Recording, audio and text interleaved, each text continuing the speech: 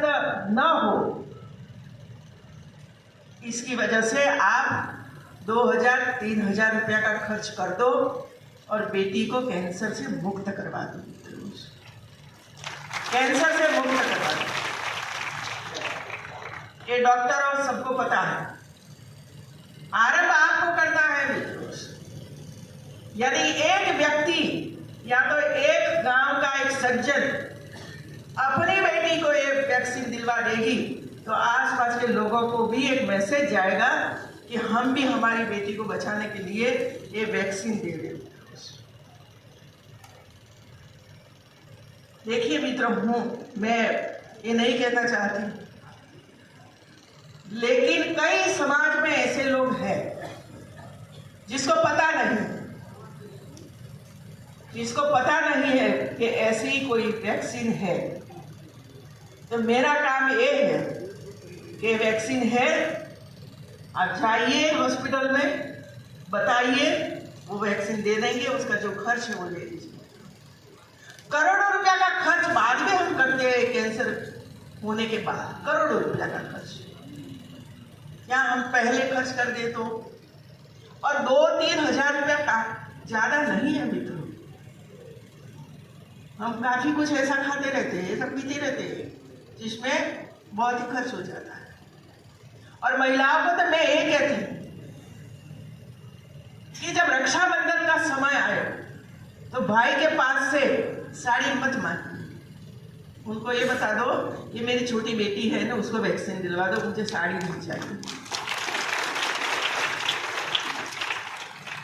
यदि पति मना करता है तो उनको बोल दीजिए मैं एक साड़ी नहीं लूंगी, साड़ी का जो खर्च है ना वो बेटी को वैक्सीन दिलवाने में आप दे दो। ये सम्मान है मित्रों, हमारी बेटियों के लिए ये सम्मान होना चाहिए। जब मैं पहला इधर जब मुझे जिम्मेवारी मिली तब मैं मेरे लिए पहला दीक्षांत समारोह में आई थी। तब पूरा परिसर पानी से भरा हुआ था, और इसी समय हमारी कुलपति प्रोफेसर कल्पलता, स्टूडेंट्स की संख्या शायद 100 से कम थी यूनिवर्सिटी में,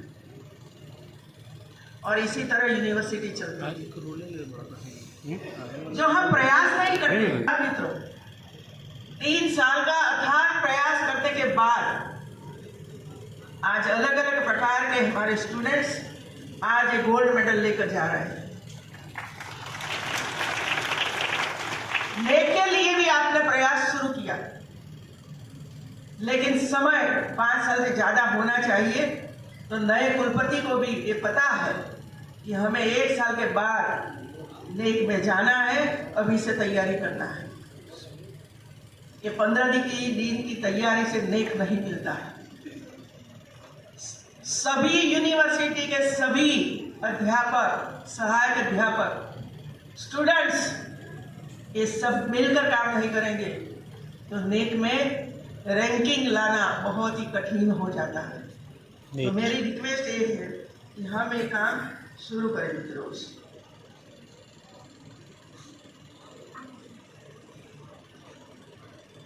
आज हमारे लिए एक ऐतिहासिक दिन है। पूरे देश में संविधान दिवस मनाया जा रहा है। आपको बताना चाहती हूँ कि संविधान हमारा मार्गदर्शक है, हमारा मूल ग्रंथ। वंदे तत्र देवता बोलते रहते हैं, लेकिन क्या समाज में महिलाओं का सम्मान होता है? दहेज की प्रथा के कारण जलाया जाता है, उसको मार दिया जाता है, भ्रूण हत्या की जाती है। कहां सम्मान है? दंडित किया जाता है,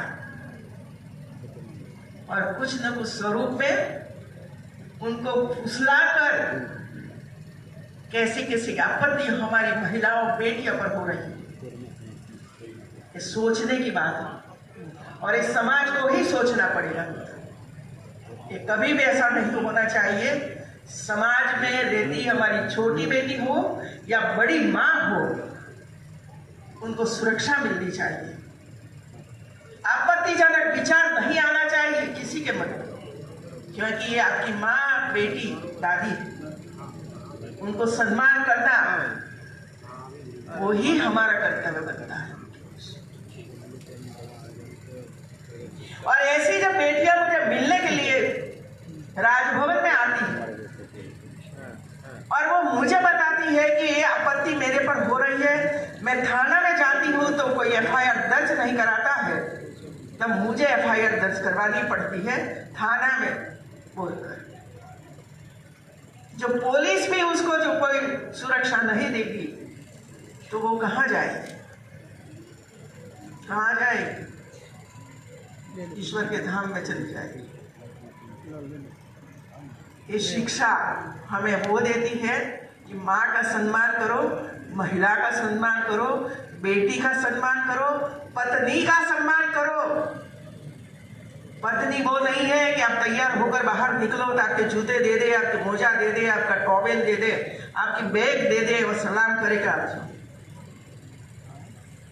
उसका भी कुछ कर्तव्य होता है और हमारा भी कुछ कर्तव्य होता है।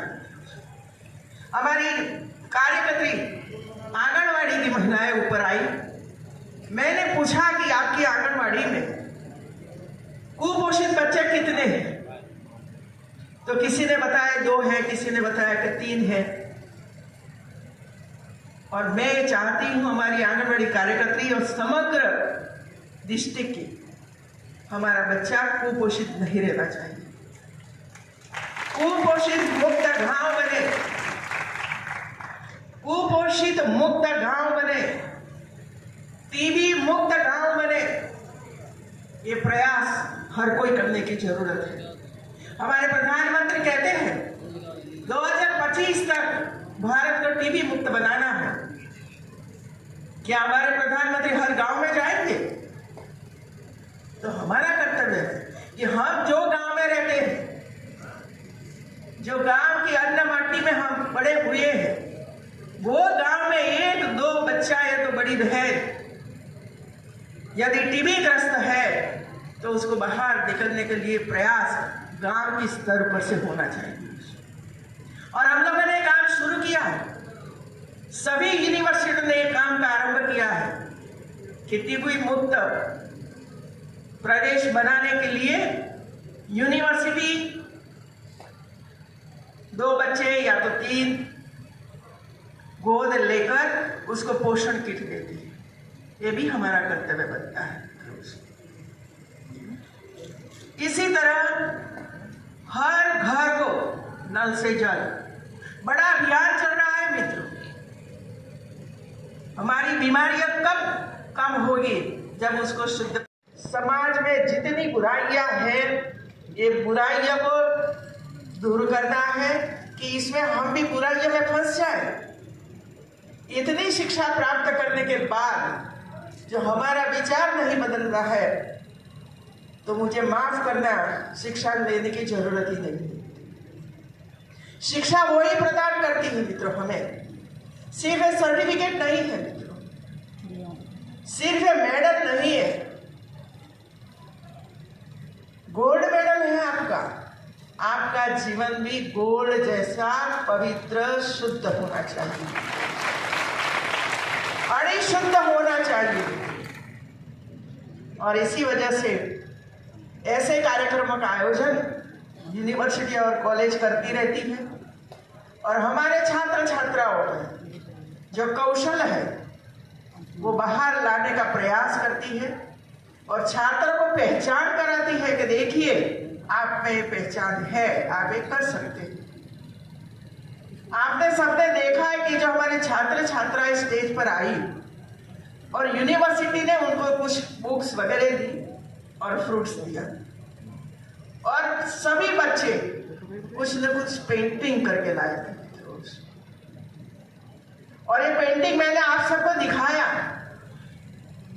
कितने उत्तम विचार से ये बेटे बेटियों ने पेंटिंग किया था।